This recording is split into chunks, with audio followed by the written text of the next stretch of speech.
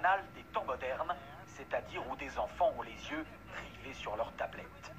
L'objectif est d'observer ce qui les poussera à quitter leur écran des yeux, alors qu'autour d'eux, la réalité change. Les parents sont complices de l'expérience. Début modeste avec changement des tableaux au mur, aucune réaction. Plus audacieux, la mère de famille est échangée avec une inconnue portant la même couleur de vêtements. Les enfants ne remarquent toujours rien. Comble de l'indifférence, de faux frères et sœurs, parfaits inconnus eux aussi, s'installent à table sans le moindre détournement de regard de ceux captivés par l'écran.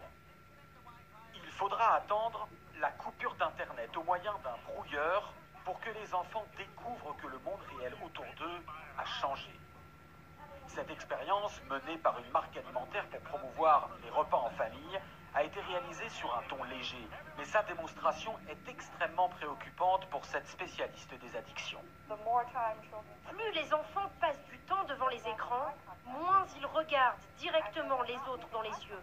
Et sans regard direct, on ne lit plus les codes sociaux, donc ils n'apprennent plus à vivre en société. Il y a donc des effets directs sur le cerveau et l'apprentissage, similaires à ce qu'on observe avec n'importe quelle substance addictive, y compris les drogues. Une vraie drogue, le mot est lancé. Au Royaume-Uni, une autre addictologue réputée est allée encore plus loin, déclarant récemment dans une conférence: Je dis toujours aux parents, quand vous donnez à votre enfant une tablette ou un smartphone, en réalité, c'est comme si vous lui donniez une bouteille de vin ou un gramme de cocaïne. Ce psychiatre britannique, lui, a été l'un des premiers, il y a 10 ans, à considérer les jeux vidéo et les écrans comme une addiction grave, avec là encore des comportements similaires à la drogue, y compris lorsque les patients sont en manque. Ils s'y consacrent dès le réveil, repoussent leur toilette, ne prennent pas leur douche ou leur petit déjeuner pour être tout de suite sur les réseaux sociaux.